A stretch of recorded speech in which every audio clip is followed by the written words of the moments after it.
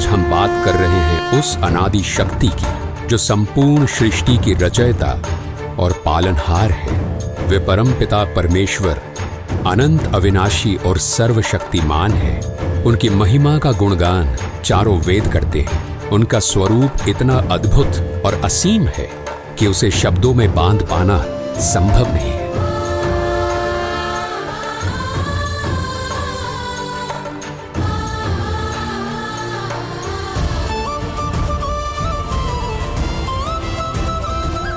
वो कबीर परमेश्वर ही है जिन्होंने अपने एक वचन मात्र से इस संसार की रचना की। उन्होंने समस्त जीवों को और इस संपूर्ण ब्रह्मांड को उत्पन्न किया। उनकी लीला और सामर्थ्य इतना अद्वितीय है कि उनका वर्णन मानव बुद्धि से परे है। वे सर्वशक्तिमान परमेश्वर ही सब कुछ है। उनका अस्तित्व केवल धर्म ग्रंथों के पन्नों तक ही सीमित नहीं है। वो सर्वशक्तिमान परमेश्वर जो अनादि और अविनाशी है, वो स्वयं इस धरती पर प्रकट होकर अपनी दिव्य शक्ति और सामर्थ्य का एहसास कराते हैं। उनकी अद्भुत लीलाओं को जानकर हर हृदय श्रद्धा से भर जाता है और हर मस्तक उनका सजदा करता है। उनकी लीला इतनी चमत्कारी और प्रभावशाली होती है कि वो युगों युगों तक मानव जाति के हृदय और इतिहास में अपनी गहरी छाप छोड़ जाती है। उनकी उपस्थिति सच्चाई, प्रेम और धर्म का ऐसा प्रकाश फैलाती है जो हर आत्मा को परमात्मा की ओर प्रेरित करती है।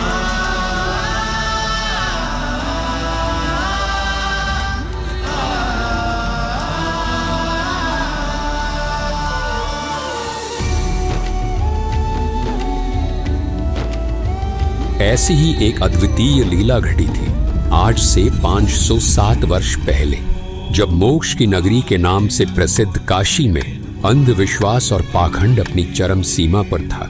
धर्म और अधर्म के बीच की रेखा मिटती जा रही थी क्योंकि कुछ स्वार्थी ब्राह्मणों के लालच ने धर्म को अपने फायदे का जरिया बना लिया था। आस्था और विश्वास को इस हद तक तार तार किया जा रहा था कि काशी के कुछ स्वार्थी पंडे हत्यारे हो चुके थे। काशी और उसके आसपास के क्षेत्रों में यह अफवाह फैलाई जा रही थी कि जो काशी में मरेगा वो स्वर्ग जाएगा और जो मगहर में मरेगा वो नर्क जाएगा। इस प्रकार जनता को धर्म के नाम पर भ्रमित कर उनकी भावनाओं, आस्था और विश्वास का शोषण किया जा रहा था। काशी के पंडे मानो स्वर्ग की टिकट बांटने वाले दलाल बन गए थे। श्रद्धालु जो अपनी आस्था और मोक्ष की चाह से वहां आते थे, वे इन पंडों के सामने फरियादी बनकर खड़े होते और प्रार्थना करते थे, हे महाराज, पहले हमारे पिता की गर्दन काट दिए ना। सोचिए वो मंजर कितना भयानक और अमानवीय होगा। धर्म की पतवार को थामे हुए इन स्वार्थी ब्राह्मणों ने धर्म का मार्ग त्याग कर अधर्म के इस घिनौने कृत्य को कैसे स्वीकार कर लिया होगा। जो धर्म, सत्य, करुणा और अहिंसा का प्रतीक है, उसे उन लालची पंडों ने लोभ और क्रूरता की भेंट चढ़ा दी।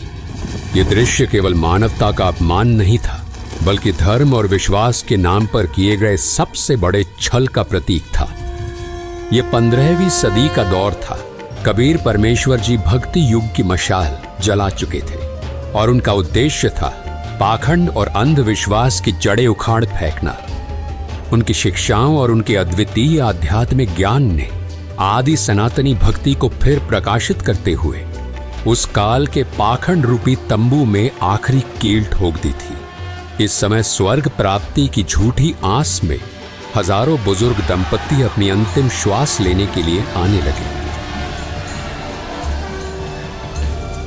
काशी के लालची पंडों ने इस स्थिति का फायदा उठाते हुए उन बुजुर्गों की सेवा और देखभाल के नाम पर उनके बच्चों से भारी धनराशि वसूल करनी शुरू कर दी। श्रद्धालु अपनी आस्था और माता पिता की स्वर्ग प्राप्ति की लालसा में इन लालची पंडितों को मनमानी रकम देते गए। ये पूरी व्यवस्था धर्म के नाम पर फैले एक बड़े छल और स्वार्थ की प्रतीक बन चुकी थी, जिसे कबीर परमेश्वर जी ने चुनौती देने का साहस दिखाया। कुछ समय बाद जब काशी के पंडित इतने बुजुर्गों की सेवा और देखभाल करने में असमर्थ हो गए, तो उन्होंने अपने स्वार्थ और लालच को पूरा करने के लिए एक नया षड्यंत्र रचा। पाखंडी पंडितों ने ये अफवाह फैलानी शुरू कर दी कि गंगा नदी के किनारे भगवान का एक करोत आता है। उन्होंने ये दावा किया कि यदि कोई श्रद्धालु इस करोत के नीचे लेट जाए तो वो सीधे स्वर्ग जाएगा। इस करोत के नीचे लेटने की प्रक्रिया के लिए ये पंडित स्वर्ग जाने की फीस वसूलने लगे। ये भ्रामक धारणा और पाखंड इतनी तेजी से फैलने लगा कि भले भले श्रद्धालु जल्दी स्वर्ग प्राप्ति की लालसा में अपने गले कटवाने तक तैयार हो गए। और जब इस पाखंड ने अपनी सीमाएं लांघ दी, तब कबीर परमेश्वर जी ने इसे चुनौती दी। कबीर परमेश्वर जी ने अंधविश्वास और पाखंड की जड़ें हिलाने के लिए एक ऐतिहासिक और साहसी निर्णय लिया। उन्होंने ऐलान किया कि वे काशी में नहीं बल्कि मगहर में अपने शरीर का त्याग करेंगे और स्वर्ग से भी ऊपर सतलोक को सहज शरीर जाएंगे। इस घोषणा से काशी के पंडितों और स्वार्थी लोगों में खलबली मच गई। निर्धारित समय पर कबीर परमेश्वर जी ने मगहर की ओर प्रस्थान किया।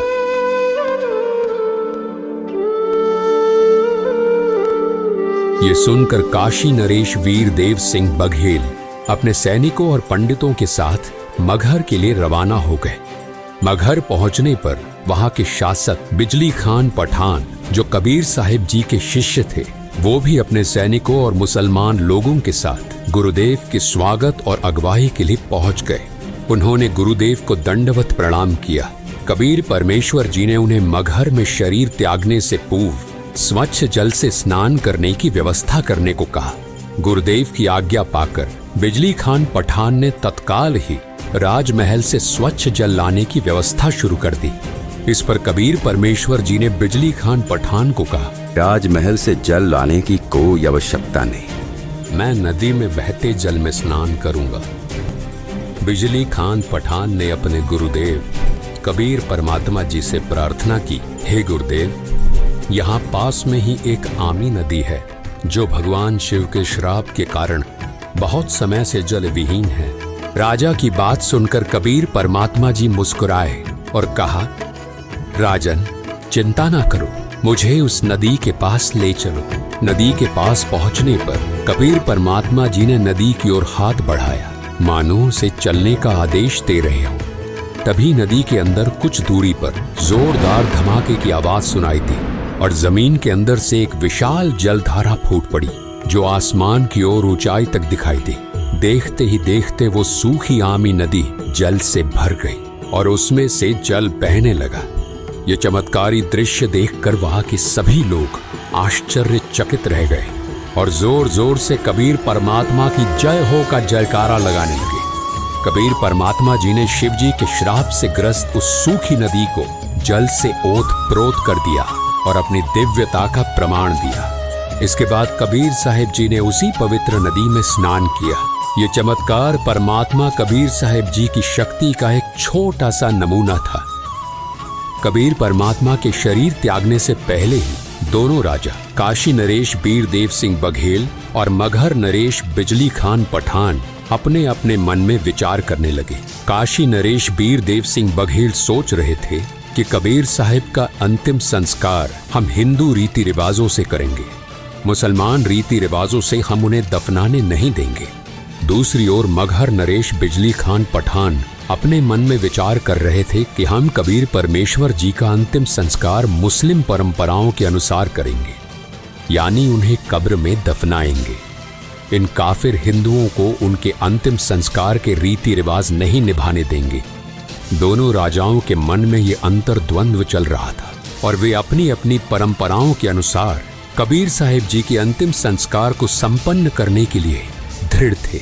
ये स्थिति उस समय की धार्मिक कट्टरता और वैचारिक संघर्ष को दर्शाती थी, जिसे कबीर साहिब जी ने अपने पूरे जीवन में तोड़ने का प्रयास किया था। परंतु कबीर परमात्मा की लीला इससे भी ऊपर थी और उनकी दिव्यता ने इस विवाद को भी एक चमत्कारी मोड़ दिया। दोनों सेनाओं को आमने सामने खड़ा देख कबीर परमात्मा जी ने स्थिति को समझते हुए दोनों राजाओं से प्रश्न किया, राजन, ये कैसा दृश्य है? तुम दोनों के बीच ये युद्ध जैसी स्थिति क्यों उत्पन्न हो रही है?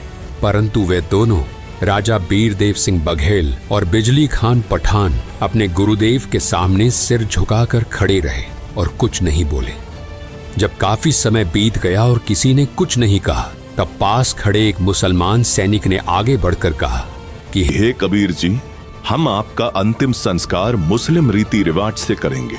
इन काफिर हिंदुओं को आपकी देह को हाथ लगाने नहीं देंगे। ये बात सुनकर एक हिंदू सैनिक भी आगे आया और कबीर परमात्मा जी से प्रार्थना करते हुए बोला, हे गुरुदेव, हम आपका अंतिम संस्कार हिंदू रीति रिवाज से करेंगे। इन मुसलमानों को आपके देह का अंतिम संस्कार उनके तरीके से नहीं करने देंगे। कबीर परमात्मा ने शांत और गंभीर स्वर में दोनों राजाओं और उनकी सेनाओं को संबोधित किया। उन्होंने कहा, तुम सब एक ही परमात्मा की संतान हो। धर्म, जाति और परंपराओं के नाम पर लड़ाई करना व्यर्थ है। हिंदू और मुस्लिम दोनों को एक साथ मिलजुल कर प्रेम और भाईचारे के साथ रहना चाहिए। यही सच्चा धर्म है। और मैंने तुम सबको 120 वर्षों तक क्या शिक्षा दी है? क्या मैंने तुम सबको ऐसे लड़ाई करना सिखाया है?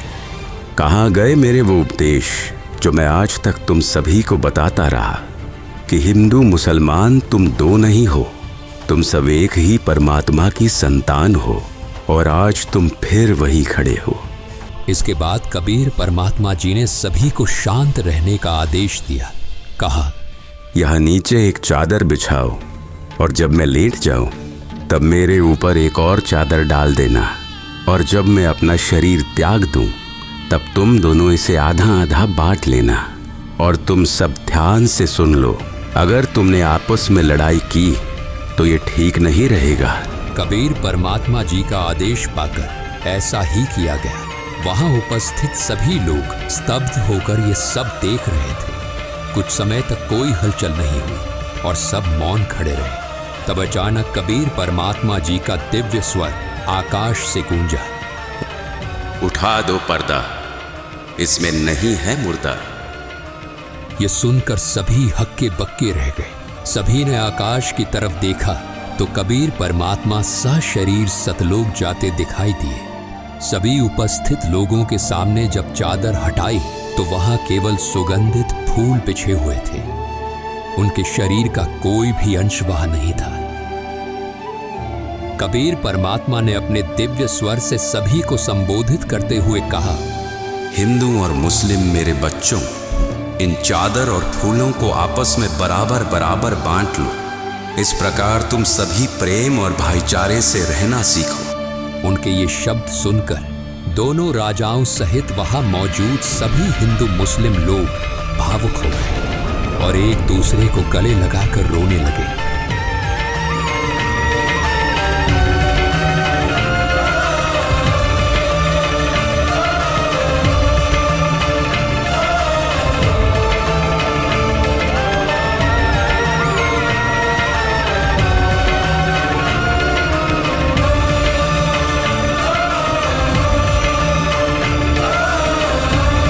इसके बाद कबीर परमात्मा ने काशी के पंडितों को संबोधित करते हुए कहा, पंडितों, आज मैं मगहर से सहशरीर अपने धाम सतलोक जा रहा हूँ। तुम सब अपनी पोथियों और वेदों को खोलकर देख लो। मैं वही परमात्मा हूँ जो स्वर्ग से भी ऊपर सतलोक में रहता हूँ। उनकी वाणी सुनकर सभी लोग स्तब्ध रह गए। कबीर परमात्मा ने अपने सतलोक गमन से ये संदेश दिया कि परमात्मा की सद्भक्ति करने वाला साधक, चाहे कोई मगहर में अपना शरीर त्यागे या काशी में सच्ची भक्ति करने वाला, अपने उद्देश्य लोक को ही प्राप्त करता है। काशी में मरने वाला स्वर्ग और मगहर में मरने वाला नर्क जाएगा। इस भ्रांति को उन्होंने सदा के लिए मिटा दिया। कबीर परमात्मा ने अपने दिव्य चमत्कार और सद्भक्ति के उपदेशों के माध्यम से लोगों को धर्म और सच्चाई का मार्ग दिखाया। उनके इस अद्वितीय संदेश ने सभी लोगों को अपने वास्तविक स्वरूप और परमात्मा की भक्ति का महत्व समझाया। दर्शकों, आज उस पवित्र दिन को उन्हीं के स्वरूप बंधी छोड़ सद्गुरु रामपाल जी महाराज जी के सानिध्य में कबीर परमेश्वर जी के निर्वाण दिवस के रूप में मनाया जा रहा है। धन्यवाद।